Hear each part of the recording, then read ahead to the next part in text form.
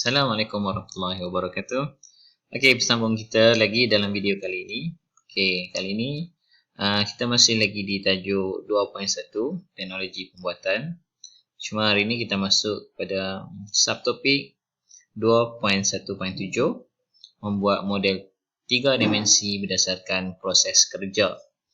Okey, kita tengok dulu yang ada di sini. Okey, pengenalan. Model 3D atau 3 dimensi dapat dihasilkan dengan menggunakan kaedah konvensional, iaitu menggunakan acuan dan tuangan. Manakala kaedah moden dalam penghasilan model 3D, kita dapat gunakan pen 3D atau pencetak 3D. Pencetak 3D ni yang kita kenal dia sebagai printer 3D. Okey, seterusnya saya pendekkan di sini. Kita tengok daripada chapter ini lebih mudah lagi. Okey, model 3D dapat dihasilkan melalui dua kaedah, iaitu konvensional dan kaedah moden. Kaedah konvensional dihasilkan melalui acuan dan tuangan, manakala kaedah moden dihasilkan melalui menggunakan pen 3D dan pencetak 3D. Okey, seterusnya penggunaan acuan dan tuangan.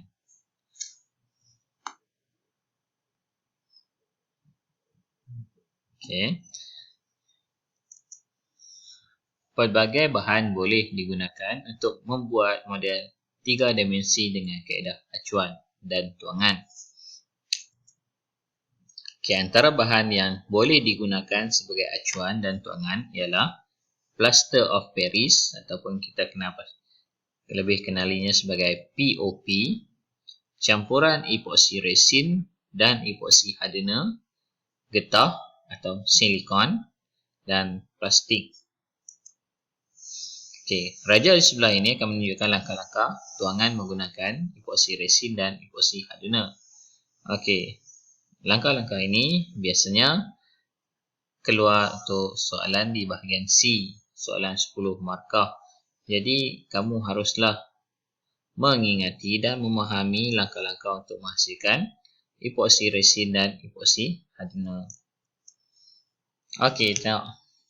Langkah-langkah membuat tuangan menggunakan epoxy resin dan epoxy hardener. Langkah yang pertama,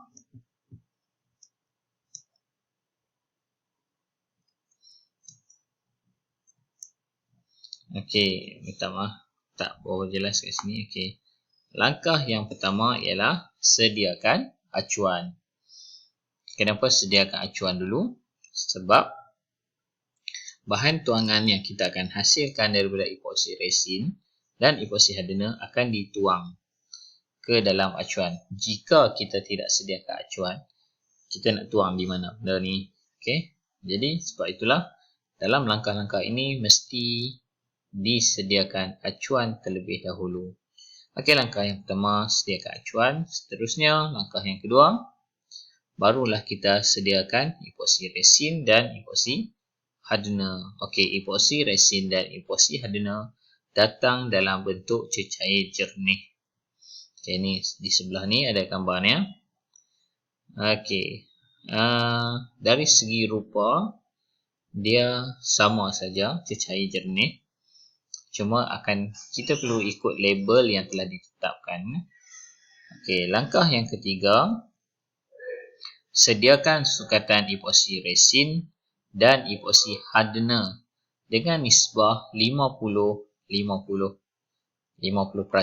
dan 50% ataupun kita boleh kata nisbah 1:1 dan tuang epoxy resin ke dalam bekas mengikut sukatan. Okey, bagi kamu dalam menulis langkah-langkah nisbah itu, kalau kamu tak mau tulis nisbah 50-50, kamu boleh tulis nisbah 1:1. Ataupun secara umumnya kamu boleh kata dengan nisbah yang betul. Pun cukup. Saya terima jawapan itu. Okey, tengok ni. Pertama sekali kita masukkan sukat dalam satu bekas sukatan sebelum kita tuangkan kedua-dua campuran ini ke dalam satu bekas yang lain. Okey, langkah yang keempat, Kemudian tuang pula epoksi hardener ke dalam bekas. Tadi kita tuang epoksi resin dulu ke dalam bekas. Lepas kita dah sukat epoksi resin, jumlah yang kita nak gunakan, kita tuangkan pula epoksi hardener ke dalam bekas yang sama. Sebab kita nak nisbah yang telah ditetapkan tadi, iaitu sama ada 50%, 50% ataupun 1:1, ataupun mengikut nisbah yang telah ditetapkan oleh syarikat kilang yang mengeluarkan epoksi resin dan epoksi hardener tersebut. Okey, kita tuang pula epoksi hardener. Langkah yang kelima, kacau campuran kedua-dua bahan sehingga sebati. Kedua-dua bahan itu ialah epoksi resin dan epoksi hardener yang telah kita satukan di dalam satu bekas yang lain. Kemudian kita kacau sehingga sebati. Setelah kita kacau sehingga sebati, tengok gambar macam mana dia kacau. Seterusnya langkah yang keenam. Setelah kita kacau sehingga sebati, apa lagi yang kita perlu buat ialah tuang campuran itu ke dalam acuan.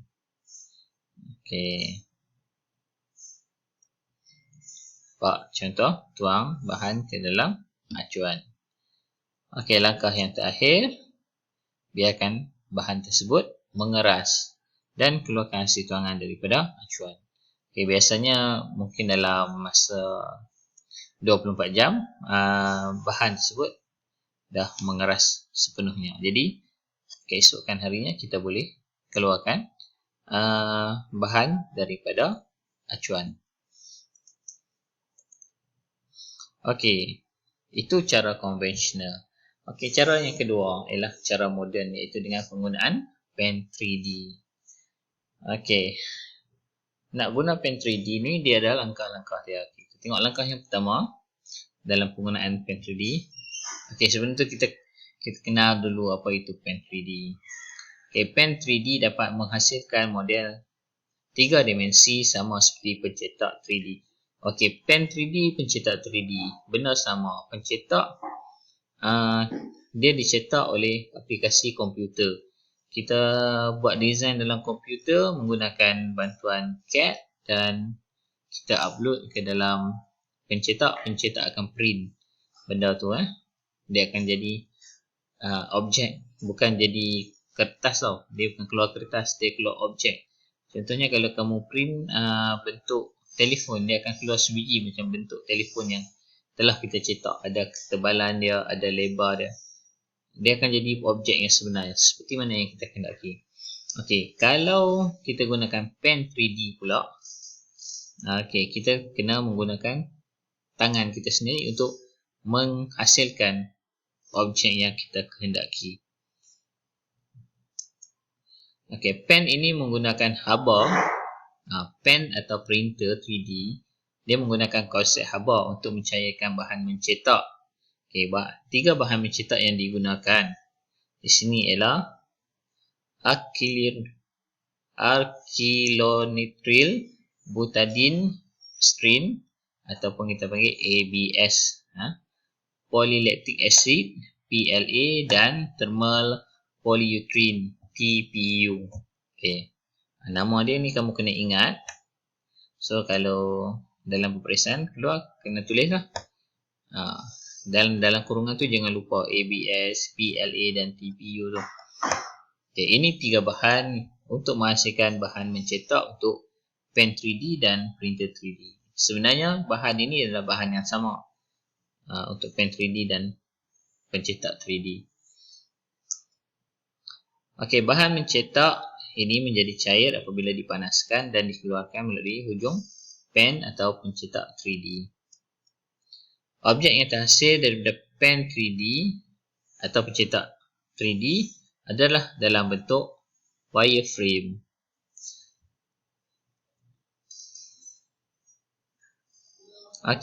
Langkah-langkah pemasangan pen 3D. Dalam buku teks ada pen 3D saja. Langkah-langkah. So langkah-langkah ini sangat penting kerana soalan ini juga boleh naik dalam soalan bahagian C. Untuk pencetak 3D, bila tak ada dalam buku teks, so soalan untuk pemasangan printer 3D maknanya tak ditanyalah. Okey. Langkah yang pertama, sambungkan pen 3D kepada sumber kuasa. Sumber kuasa tu sambung kepada plug lah. Okey. Nampak dia ada satu wire warna hitam di sini. Wire ni macam charger lah. Macam kita guna telefon kita, daripada plug. Charger dia masuk ke dalam, disambungkan kepada pen 3D ni. Okey, yang kedua, pilih bahan mencetak. Okey, pilih bahan ni sama ada kamu nak gunakan ABS, menggunakan TPU tadi tu. So pilih lah, ataupun kamu pilih warna yang sesuai yang kamu nak gunakan. Contohnya di sini ya. Okey, ini bahan dia, bahan mencetak datang dalam bentuk gelung-gelung macam ni. Actually dia bukan gelung lah, dia satu macam wire yang panjang tapi dibuat daripada bahan tadi, ABS, TPU dan satu lagi tu. Okey, jadi wire ni bila panjang dia digulungkan. So kamu tarik saja untuk gunakan, masukkan ke dalam lubang yang terdapat pada pen 3D ni.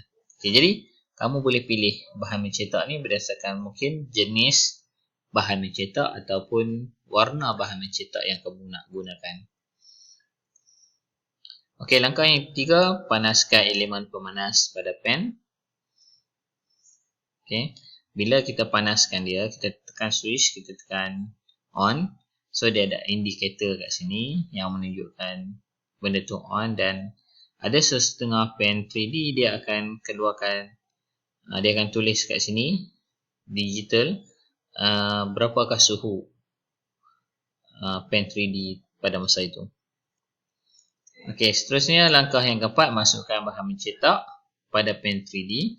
Okey, bahan pencetak yang telah kita pilih tadi kita akan masukkan setelah elemen pemanas pada pen tu dah panas. Okey, kita masukkan bahan mencetak. So langkah yang terakhir, uji bahan mencetak dengan menekan butang penyalur bahan pencetak. Okey, bahan pencetak walaupun dia dah panas, dia tak akan mengalir turun sendiri. Kita kena tekan satu butang supaya butang itu membuka ruang untuk bahan mencetak itu cair turun ke bawah untuk kita gunakan dalam menghasilkan produk yang kita kendaki. Okey, nampak dia jari dia tu menekan, supaya jari ni menekan satu butang yang terdapat pada badan pen 3D, dan tengok di sini bahan mencetak tu mencair keluar daripada laluan ni. Okey. Okey, sampai di sini dulu video untuk kali ini. Semoga kita berjumpa lagi dalam video seterusnya. Okey, terima kasih kerana sudi menonton.